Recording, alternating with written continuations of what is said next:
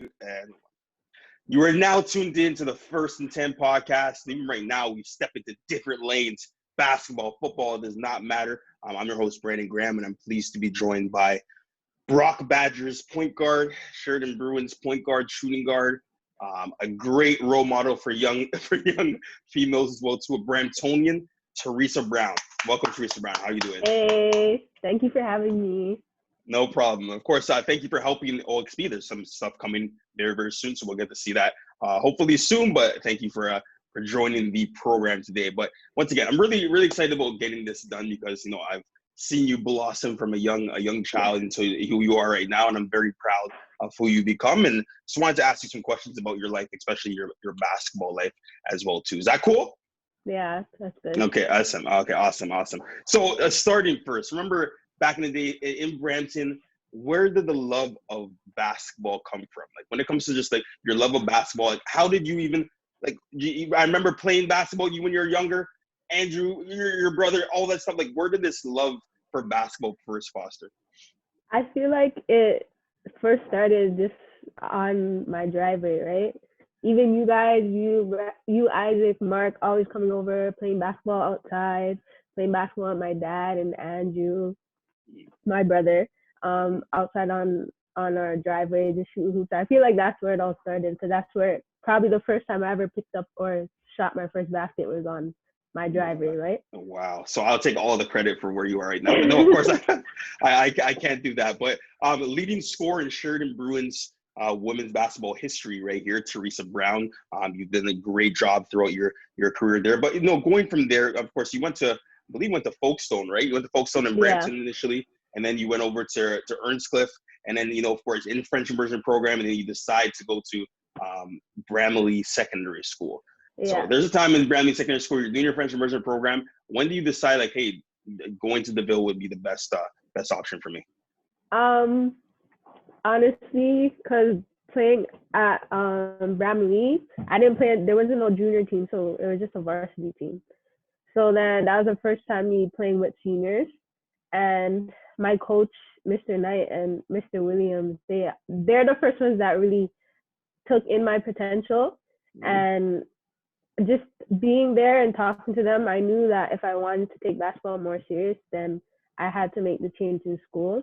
And that was the time where public schools went on a strike as well. So we had no sports. And plus, I came out of French immersion too, so DeVille was just the closest school to my house.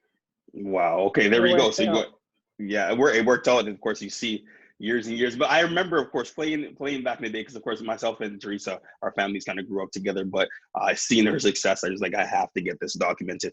But with being at DeVille, all right, a lot of very successful basketball players such as Tristan Thompson, Kofi Mensah, just Peter Boateng, Jabs Newby. A lot of people went to that school, and you have coaches off there and whatnot.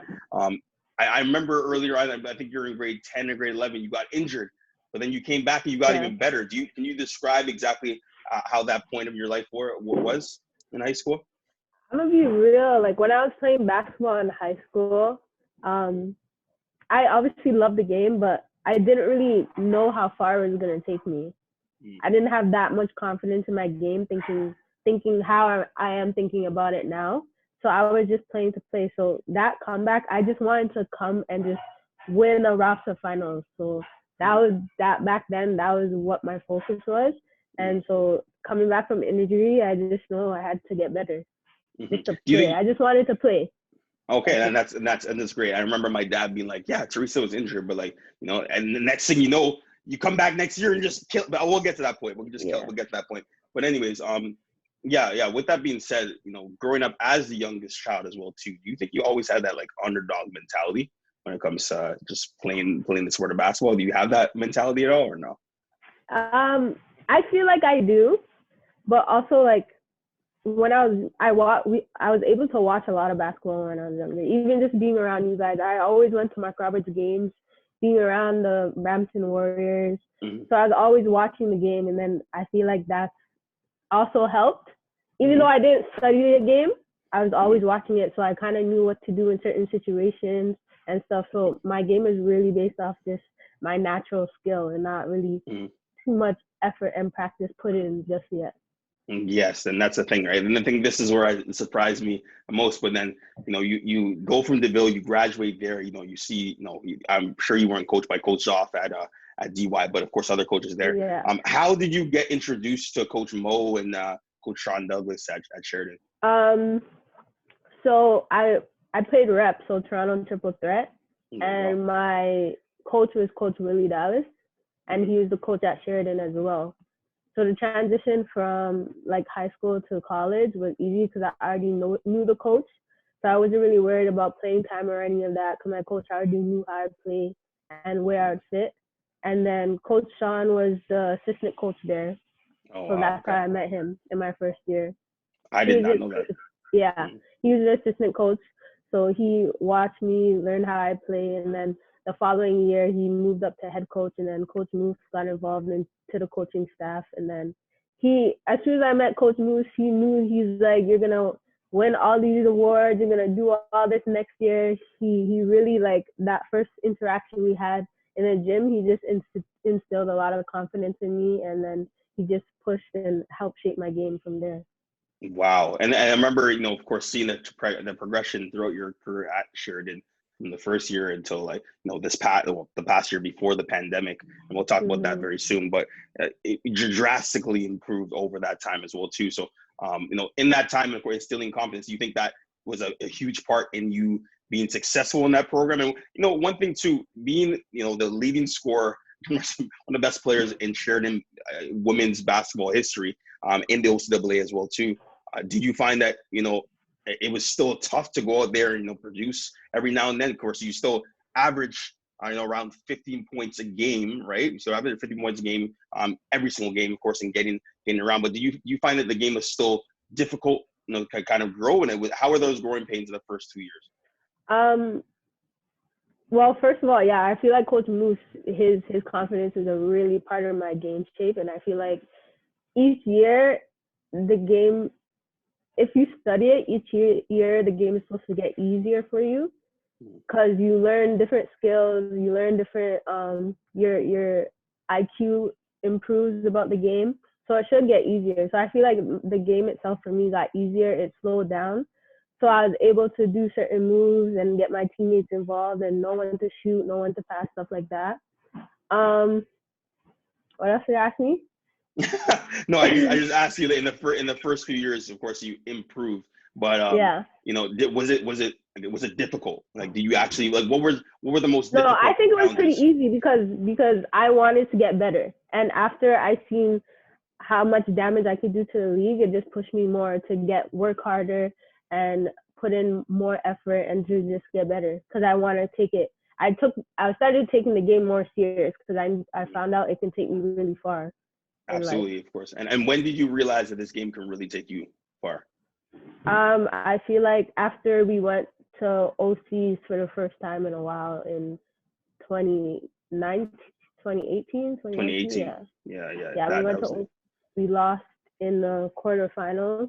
It was a tough loss, but after then I knew that I have a gift and I need to take it serious, and this game can take me far.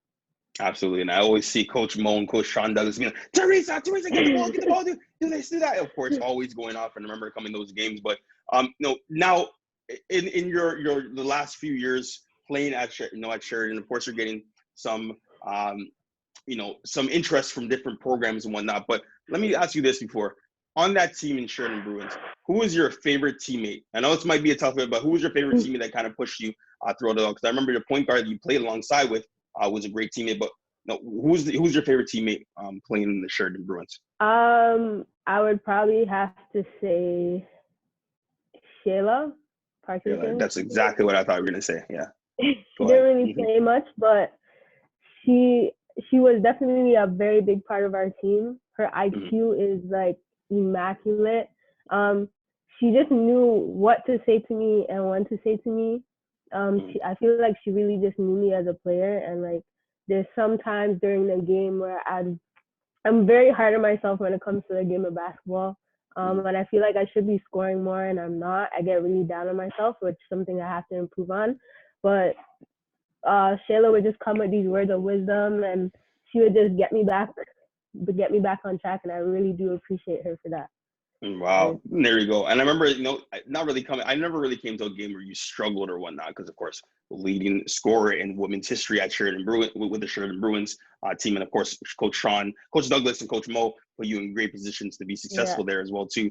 But with your game, of course, you're a taller guard, right? You're a bigger guard altogether. Yeah. Did you always want to be a point guard, or is it something that you kind of just grew into? Actually, in high school, they had me at like the 4 and 5 position. Mm-hmm. I remember that. So I started playing on the wing and the guard position more like in the rep. And then, coming to college, then I started playing point guard, shooting guard, small forward. So I don't like playing down low, but I can and I will if I have to. But I definitely love playing on the wing because it's just one of a better angle for me to attack the basket, and I really do enjoy scoring, and I can score when I want. So, will you describe yourself? Yeah, and then of course I know your family, I know you pretty well, but would you describe yourself as a leader by example or a vocal leader? Sometimes on the bench we know you guys are in an example, right? Yeah, because you just say I'm gonna go out there, I'm gonna go hard, and that's the end of the. There we go. That's the end of the discussion. Yeah. Wow. Are you media trained? I don't know if they train you media. You know exactly what to say. No, not at all. Okay. So anyways, going from there, in the OCAA, right? Because a lot of people, especially in OXP, Jason Roche played at Sheridan. Mike Roche plays basketball as well too. Myself play basketball, but not some. Anyways, I'm not gonna talk about that. Yeah. But the fact is, the fact of the matter is, what I want to ask is, with you playing in OCAA, what teams are the most competitive throughout your time? Like, was it Conestoga? Do you sometimes sleep on teams from like the north and like Sudbury and whatnot? Like, which teams are the most tough to deal with? My first couple of years, you definitely had your distinctive teams. Like everyone knew who was gonna go to the finals and so on and so forth. But as the years gone on, when I got to my last year, it came down to the point where every game you had to show up because you never knew it really depended on who was going to come to play that day. Right. So I feel like for the past, speaking on my most recent year, Conestoga was good. All teams were good, but Conestoga, Humber, of course, Fanshawe, they won back to back. St. Clair, Niagara was a good game. Mohawk was a good game as well. So I feel like as the years get on and progress, like women's basketball is just improving all around. So absolutely, and I'm so glad we're talking about women's basketball in general because I'm loving the NCAA tournament right now. I love Dejanay Carrington, obviously Paige Booker's. That game was the best game I think when it comes to both the men's and women's thus far. But anyways, I'm going to stick on your career because, of course, this is fascinating. I've obviously been following you for a long time. But who are your inspirations? Like, family-wise, friends? Like, is there someone that always pushes you and be like, yo, T, you can do this. Like, you really want to. You can really do this professionally. Like, who's the one person? I want to give a shout-out to someone really close to your family. Not me, but anyway, someone really close to your family. Someone in your family or, of course, friends. Who's your inspiration? My aunt.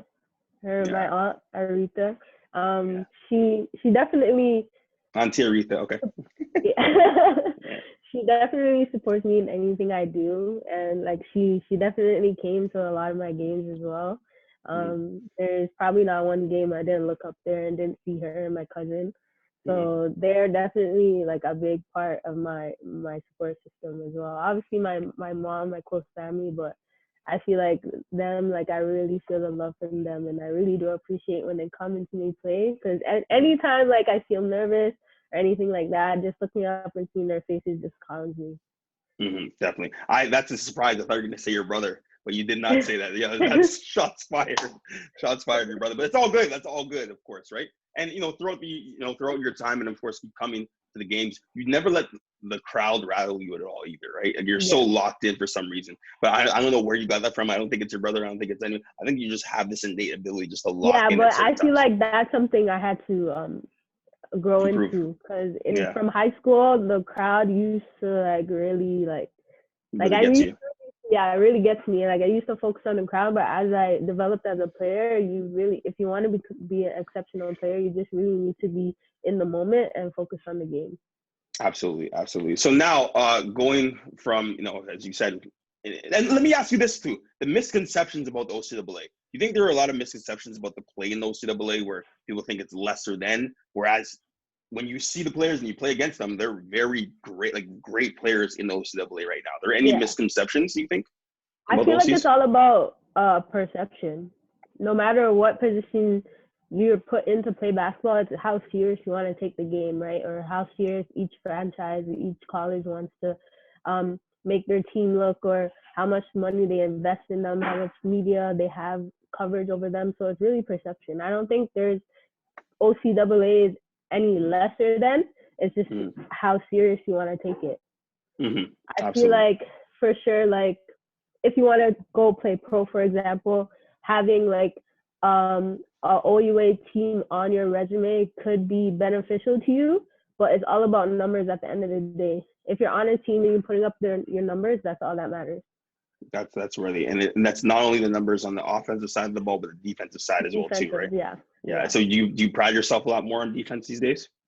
Yeah, I feel like that's one of my goals that I want to take to Brock, is like get recognized for on the defensive end, maybe all team defensive team or something like that, because I want to become a two-way player for sure. I want to be able to score and then help my team on the defensive side, because that is defense helps wins games. Okay, so now I'm obviously asking all these questions, and I know it's probably annoying, but anyways, I want to get to the fact that you are right now. You decided to go to the OUA or to the U Sports and play for the Brock Badgers and Coach Rao. Going like that decision, right? You are part of the 1,000-point club at in the OCAA, all right, and now going from there into the OUA or U Sports, whatever they call it these days. What went into your decision there to go from Brampton now going to St. Catharines? Like, are you like how was that decision made for you? I definitely wanted to just play at the next level. Where it didn't really matter. It's just whatever school was willing to talk to me, right, and put me in the best position. Obviously, Ryerson is closer to home, and they're also a great program. But Coach Ryer he spoke to me the right way, and I'm just ready to go over there and play with them and help them get it. Definitely. So how many more years of eligibility do you have? I only have one more year. Yeah, so this is about going hard, and of course, so and also like with this year in Brock, I know I can anticipate myself going over to St. Catharines a lot to watch your games. But do you see yourself playing overseas potentially? Like you're in child and youth studies right now, but what is your goals for after that? I know it's a lot, but just give me a picture of what you think. No, for sure. Like that's my goal. Like I already explained to Coach Rao that my goal is to play overseas. And he gave me nothing but confidence that he's going to help me get there. Even Coach Moose, Coach Sire, other assistant coach, they know that that's my goals, and they're also going to do what they can to help me get there. So for sure, that's my goal. And just with the child and youth studies, after that, or even when I go overseas, if I can work in the community with the youth, I would love to do that. Anything working with the youth, help them improve their skills and just reach their potential. I love to be happy. This is making me almost cry, because you're seen as the youth in my life. With my brother, of course, you're seen as a youth, and now you're saying you want to help out the youth. Like, what? You're already a youth. Anyways, this is really emotional. It's a lot to take in. But how is the discussion? How is the conversation between yourself, Coach Moose, and Coach Douglas? When you decided to, hey, I'm gonna use this year to go. Did they already know what was gonna happen? Like, how was that entire? Nah, I didn't really tell a lot of people that I was making that jump until it was confirmed that everything was going through. But obviously they're sad to see me go, but they're happy as well, because they all of them want the best for me at the end of the day, and they know that playing at the next level is only going to benefit me at the end of the day. So they're all very happy for me. They're excited. They're all talking about coming to watch me play, supporting me, and all of that.